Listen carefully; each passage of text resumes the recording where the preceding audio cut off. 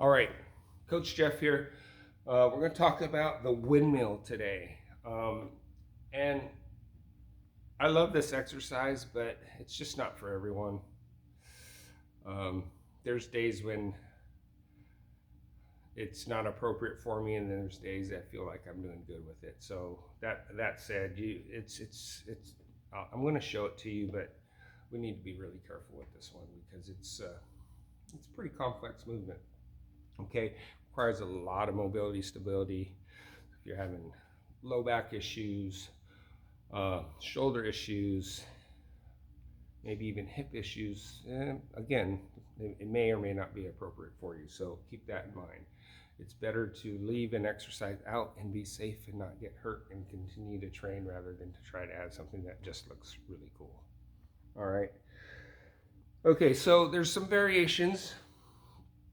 There's the top down, so the windmill starting from the overhead position back down into a hinge, and then there's the bottom up where we're starting from the bottom, and we don't have a kettlebell in hand when we start. It's on the ground, and then we come up to ground up version, and then obviously there's those are single variations, and then there's a double.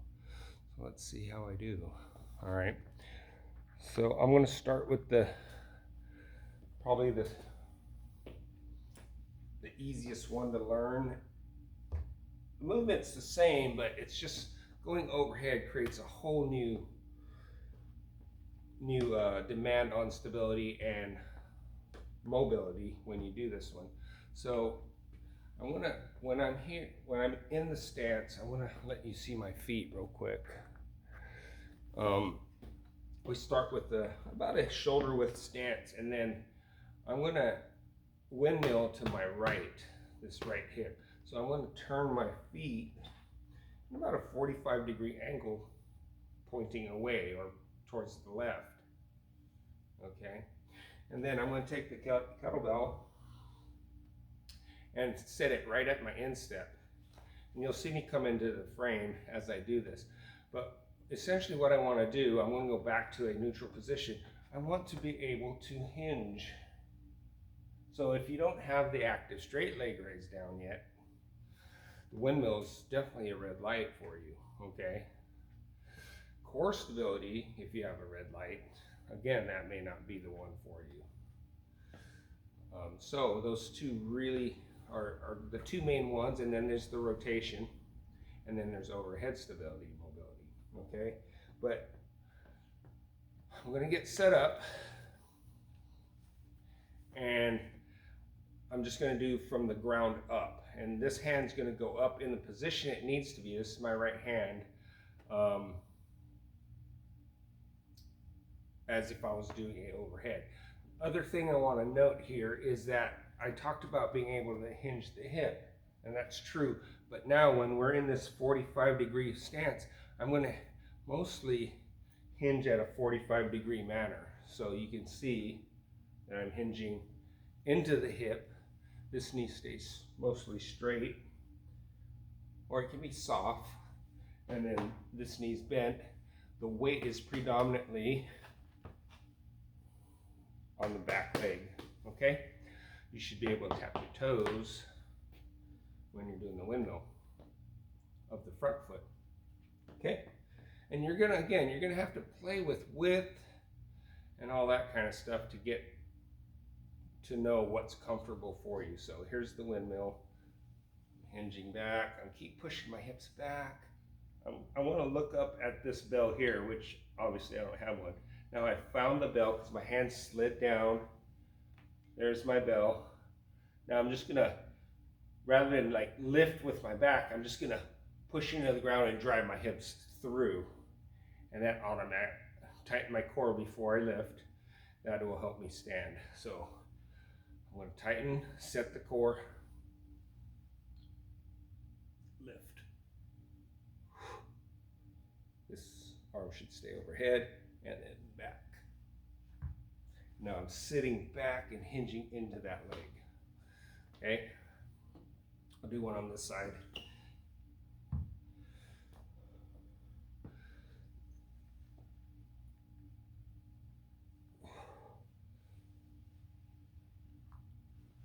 And this side, I would need a lot more mobility work in my shoulder and my hinge. So that's the windmill ground up. From the top down, everything's the same except we're starting with the kettlebell overhead. So somehow you have to get the kettlebell up, whether you clean it, then press it, or snatch it, doesn't really matter. Just got to get it there. There's my snatch. I'm going to set my feet, set my core. I want to keep this arm vertical like the get up, and my eye is on the bell.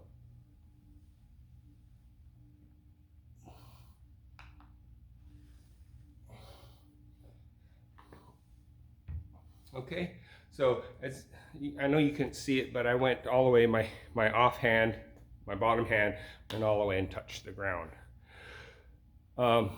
You only go as far as you can while maintaining perfect alignment. If you get to your knee, then that's your windmill, and you don't want to go past where you can maintain proper technique. Okay, and last but not least, I'll show you a double.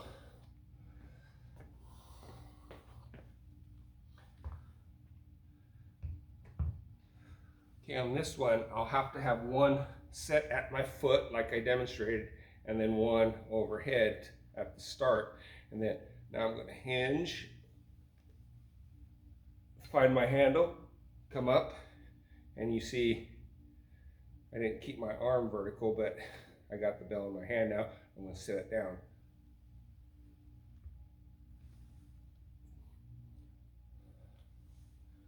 Okay, so those are your windmills.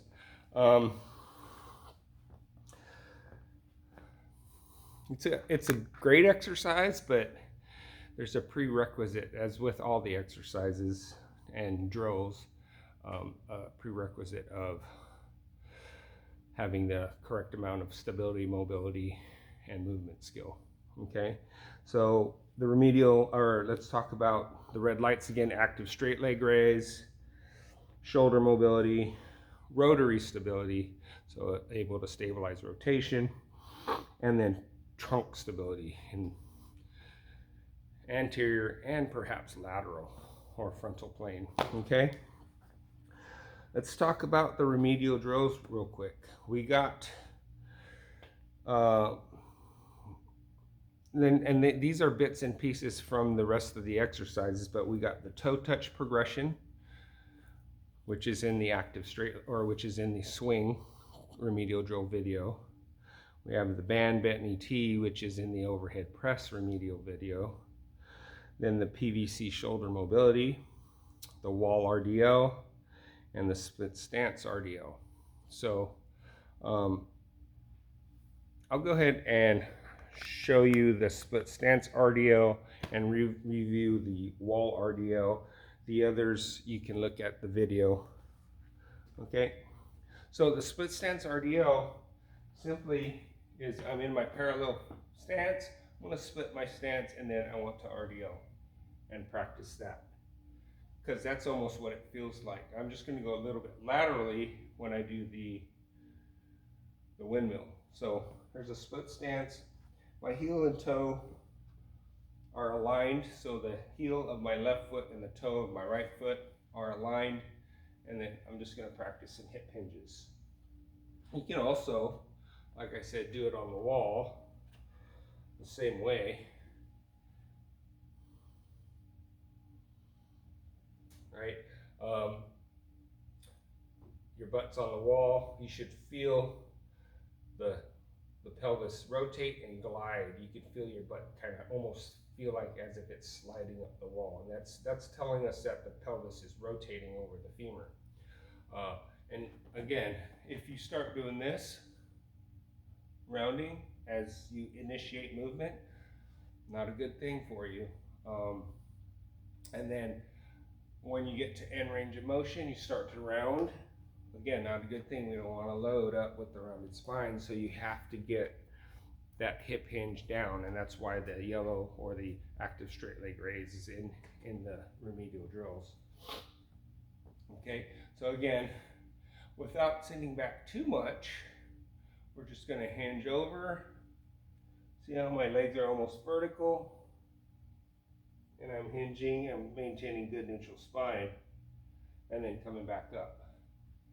Now keep in mind, I haven't even done any rolling or stretching or any prep work at all, so this is cold, so not too bad. Definitely could be better though, for me. All right, so that's the wall RDL and the split stance RDL. So again, if the wall was here, we want to feel our hips slide up the wall rather than kind of shift back like we were taught sometimes. All right, for certain other exercises, sometimes we teach people to sit back a little bit, okay? And you need to be able to do both, honestly. The PVC shoulder mobility,